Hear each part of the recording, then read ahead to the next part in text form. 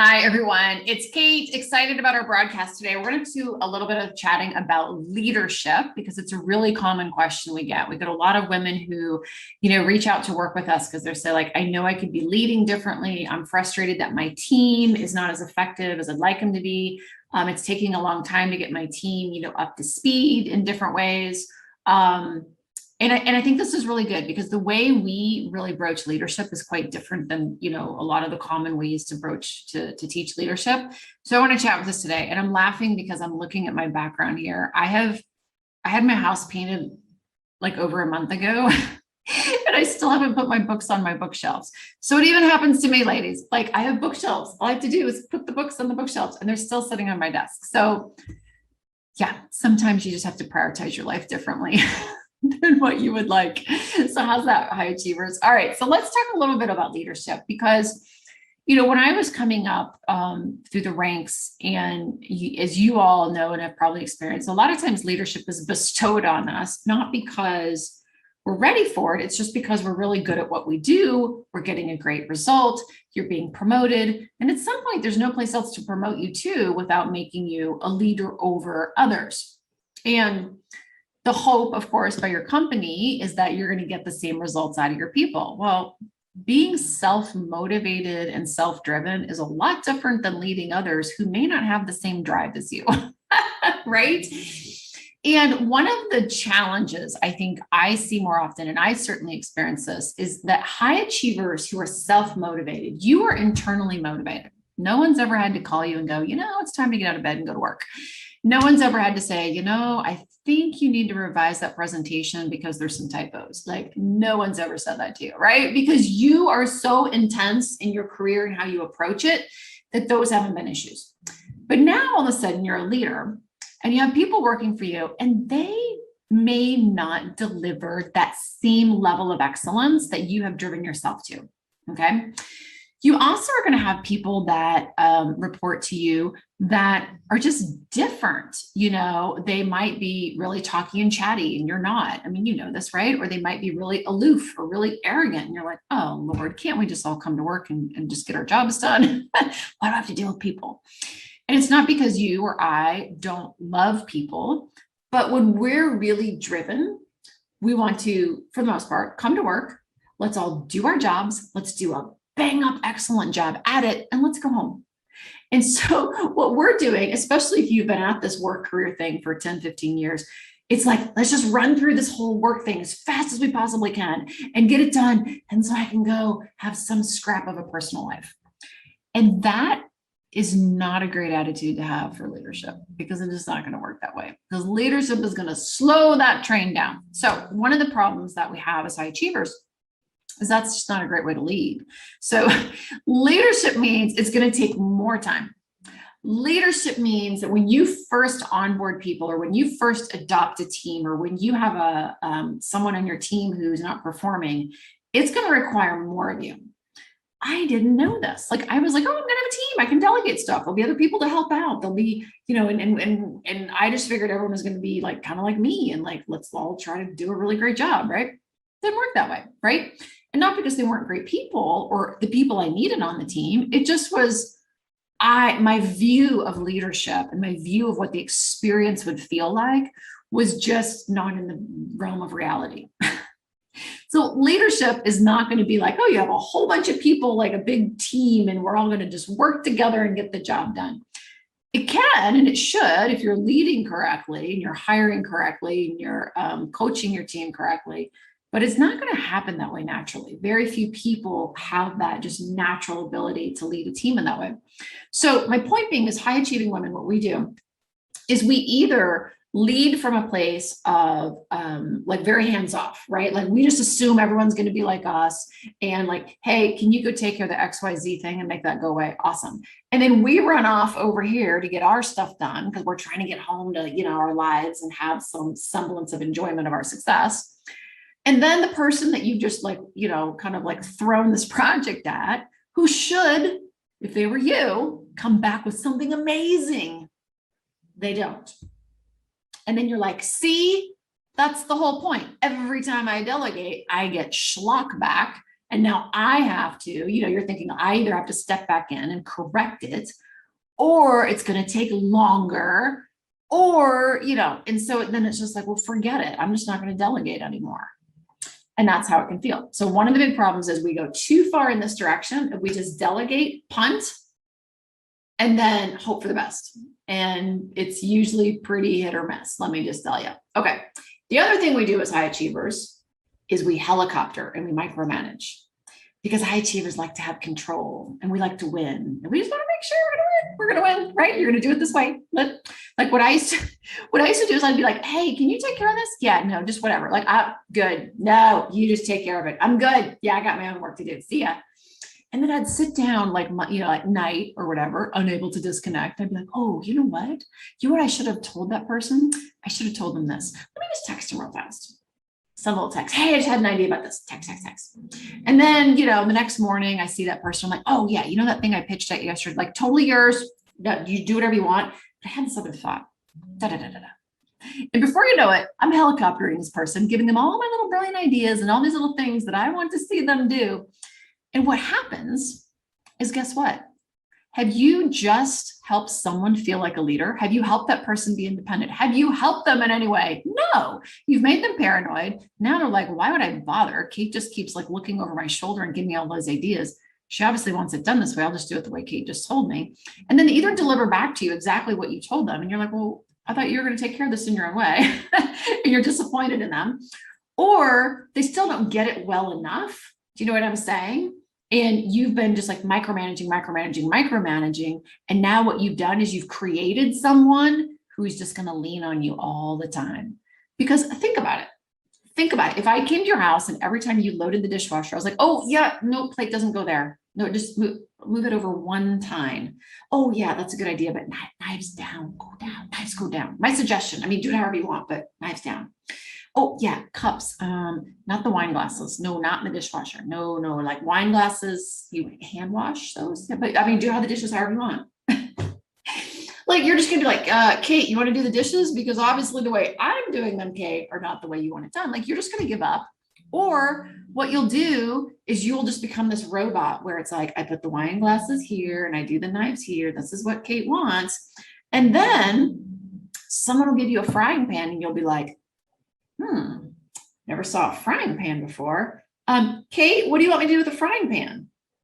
Now, so you see what I'm saying? Like, now you call me up and you're like, what do you mean? And I'm like, what do you mean? Can't you think for yourself? No, they can't, because you've just created someone who can't think for themselves, at least not around you. Does that make sense? And so that is like, though, if you can think of those two opposites, high achieving women, we tend to like go like this. We vacillate between these two. The other thing we do, and I love this, I used to do this all the time, and so many of our clients will do this. Oh yeah, no, I have to be involved. Yeah, I have such deep experience that there's no way the client would not let me be involved in this. Yeah, no, like I've been doing this for a really long time. And my perspective, like it just has to be there. My team's too green, they're too junior. Like I'm going to have to be in that meeting. Well, I would delegate it, but nobody knows what I know. Like I've been here 5 years and I created this model. And so, okay, ladies, you can hold on to that for as long as you want. I did for a really long time. But you know what I do now? I teach people to think like me. And when you teach people to think like you, because you got to remember, like people are coming in to work with you that are smart and bright and talented. They're not empty marshmallows. They want to do a great job.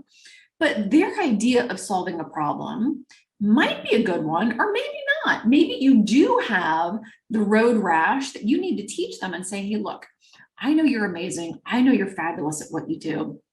Let's just say they're an attorney. I know you've been out of law school for 5 years. You've won some amazing cases or whatever, so blah, blah, blah.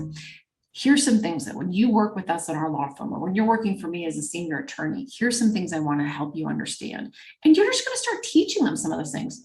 You let them fill in some of the gap in between, right? Like you're not just like telling them to do it or exactly every step, or you're not looking over their shoulder all the time or whatever, but you're showing them how to think. And this was something I missed for a really long time in my leadership. It was like, nobody ever told me I was supposed to teach people how to think. I was like, oh, not because they don't know how to think, they know how to think, but think in the way you think in the way of the culture you've created, think in the way of what you're trying to create among your team. I didn't even know I was supposed to be creating a culture among my team. I thought we're going to come to work, we're all going to work our asses off, and then we're going to go home and enjoy our private lives, right? It doesn't work that way, does it? And that's why understanding human behavior is so key. Like for me, it was almost just like, it's really kind of embarrassing to admit this, because here I was studying human behavior as a marketer to understand how to align someone who has a gap with a product or service that would fill that gap. Like that was all I had done for just decades. Like that was what you do as a marketer. You understand human behavior. You understand how people see the world. What's the lens? What's that demographic? How does that demographic behave? What's the psychographic? How do they behave? How do they think? You're studying that. And it never occurred to me. Maybe, yeah, I knew the personality. Yeah, I did DISC. Yeah, Myers-Briggs, blah, blah. We did all that stuff among our team. I'm not saying those things aren't great, but it never really occurred to me to actually use the knowledge of human behavior in leadership. I was like, oh, well, this is a good idea. And so when I started studying this dilemma of like, how can I have a job that's really well paid, really impactful, at the executive level and not constantly be suffering in it, I started to observe the rare unicorns that were walking the earth that actually had that. You know what I mean? I was like, how do some of these people have such huge, ambitious jobs, crushing pressure to perform, and they just like skate through it and have fun? Like it wasn't very often that I saw that, but when I did, I started studying them, and you know what? They were just really amazing natural leaders.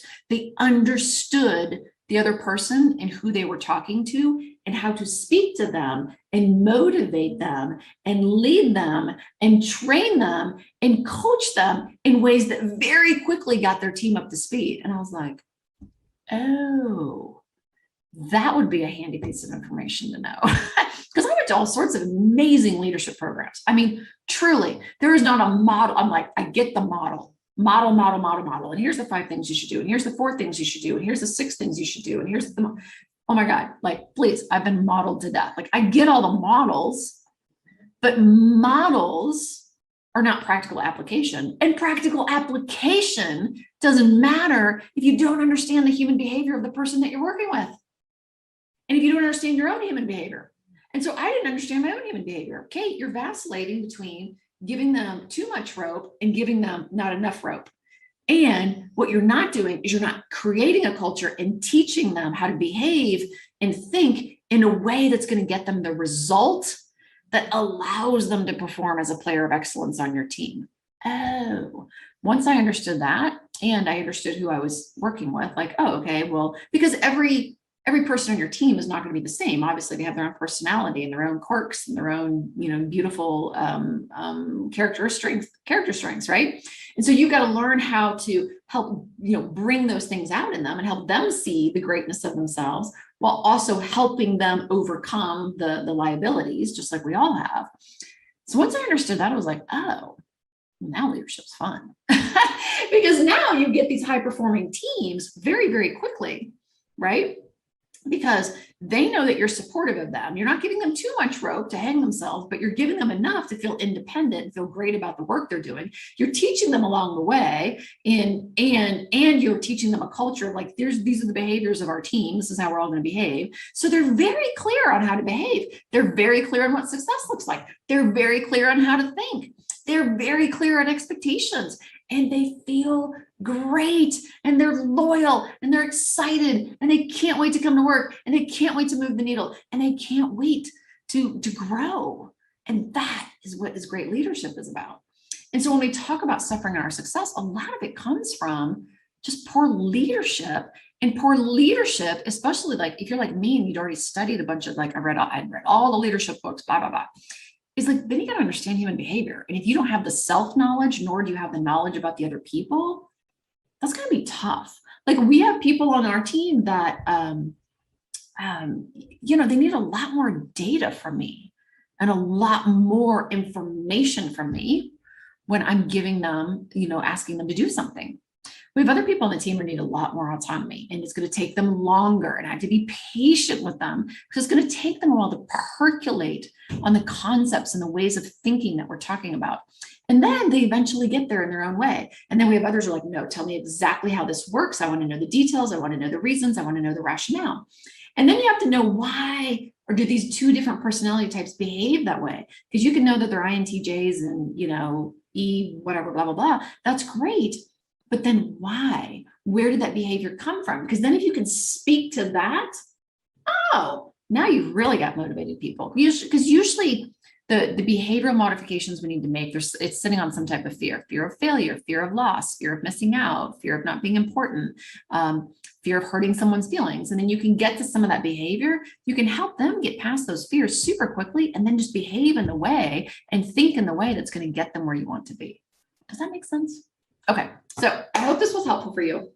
I'm telling you, human behavior is such key. I'd studied it my whole life, but I had never applied it to myself and my career in such a way that really allowed for freedom and for fun. Like it gets fun when you really dial this in. So I hope this is helpful for you. We talk a lot more about it in a lot of the free trainings that I have out there. Again, paper and pen, they're about 40 minutes long. Just make the time, just stop, make the time. You made time for this, you can make time for that. And so you can learn more about it and take some notes because I talk a lot about that in those presentations.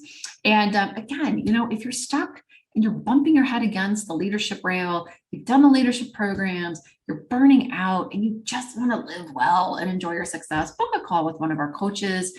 Like they are amazing. They have walked in your Manolos. Let me tell you, they can really break it down, kind of help you understand what's going on for you. A lot of times the problem that we think is the problem isn't the problem, right? And so that's really the gift of that call. And you can get clarity on that. And, maybe it's a fit to work with us, maybe not, but if not, they'll